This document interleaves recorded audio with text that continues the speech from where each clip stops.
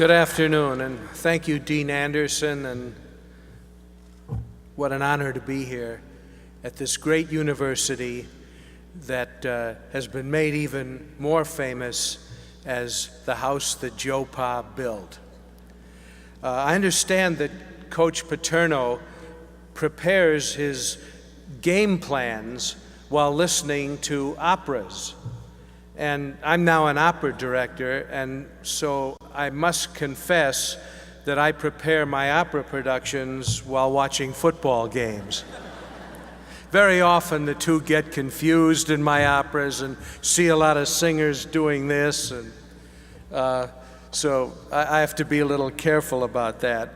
But as the Dean mentioned, there is a connection between The Exorcist and Coach Paterno, because he did go to Brooklyn Prep with the author of The Exorcist.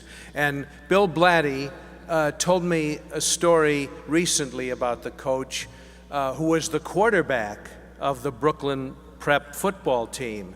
And one day they were playing a game against St. Cecilia's in New Jersey, and the coach had broken his left arm, but he had it numbed and tied off, and he played the entire game on offense and defense with a broken arm.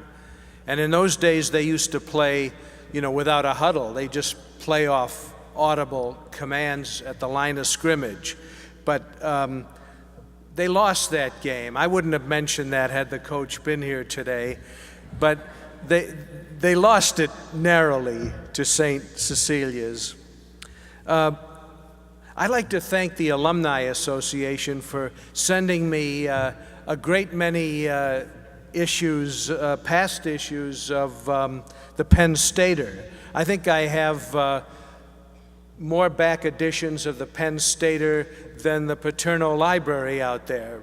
So if they ever need to borrow any, you guys know where to come. And I'd also like to thank you for the association for sending me a brochure about President Spanier. And I now know everything I always wanted to know about President Spanier, but was afraid to ask. I know that he's a pretty good juggler, and that he gave a memorable performance in the School of Theater production of Good News last year. So it's always good, President Spanier, to have something to fall back on. And so congratulations on that. And congratulations to all of you who have made it. I know that you realize what a tremendous honor it is, and what an achievement to graduate from a school as renowned as Penn State University is. And the School of Communications is, of course, very well named. I never had the opportunity to attend college. I went right from high school into a television station, where I started in the mailroom and worked my way up. But the one lesson that I learned was that it's all about communication. There are very few similarities between directing a television show or a movie or an opera, but the one constant is the need to be able to communicate. Because you have to, as a director, for example, work through others. You work through first the cast and the crew so that you can communicate your ideas and visions to an audience. And so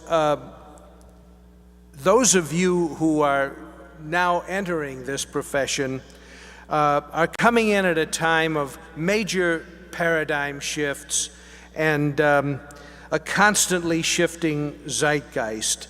Everything is in transition now in the field of communications, and it's all about to be reinvented again.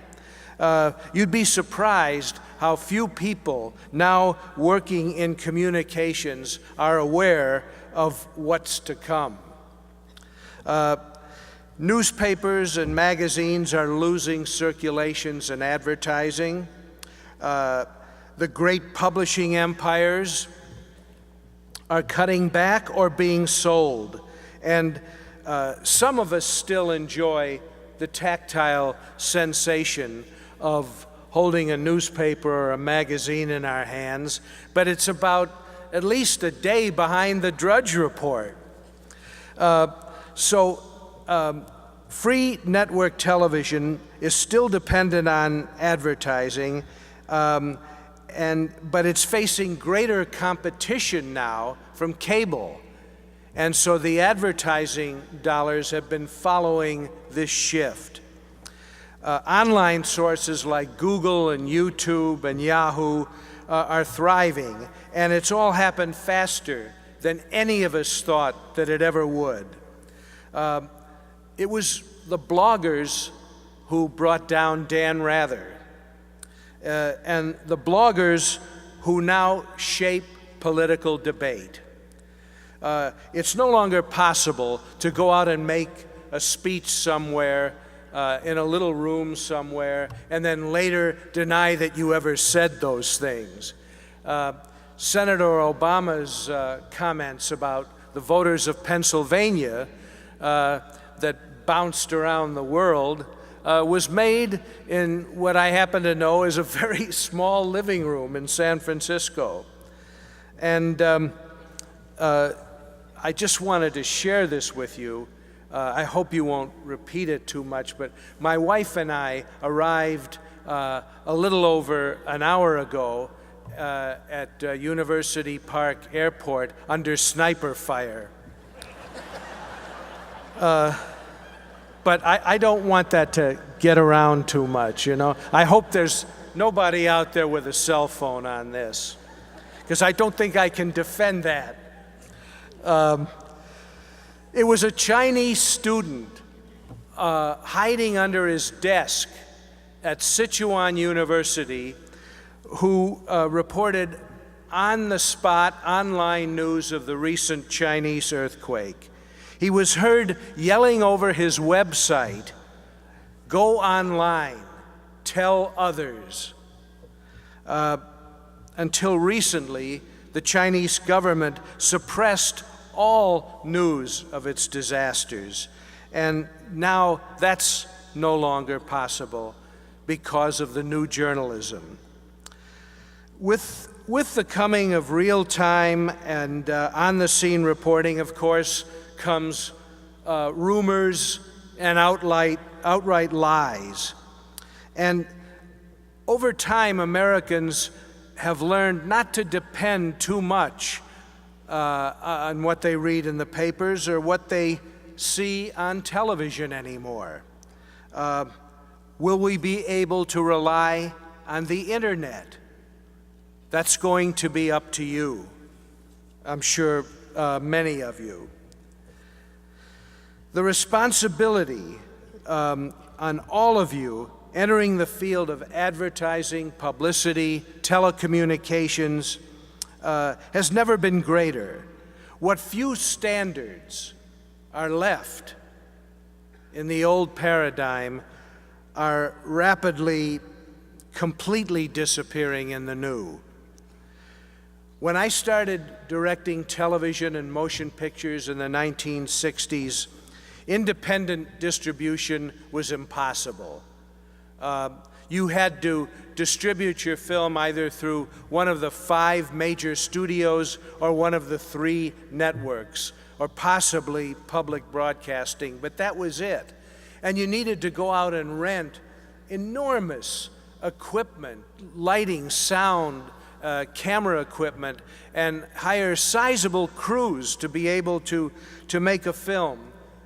Today, of course, you can go in to a store, electronics store, even a drugstore, and buy a little digital camera and go out and make your own film and then edit it on your website, on your computer, and there will be thousands of outlets all over the world where it's possible that it will be seen. So with the coming of this new technology also comes the need for new ideas and new techniques, and that's where you guys come in. You have the opportunity to redefine communications. What a great time it is to enter this field. I'll be very honest with you. Frankly, I wish I was out there today instead of up here in terms of the opportunities to make it all fresh, make it all new, and put aside all of the ancient shibboleths that guided all of us when we first came into the business. So you should all be thankful, I think, that you didn't drop out to pursue a career on the World Poker Tour. And may you all achieve your dreams, and God bless. Thank you. Thank you, ladies and gentlemen.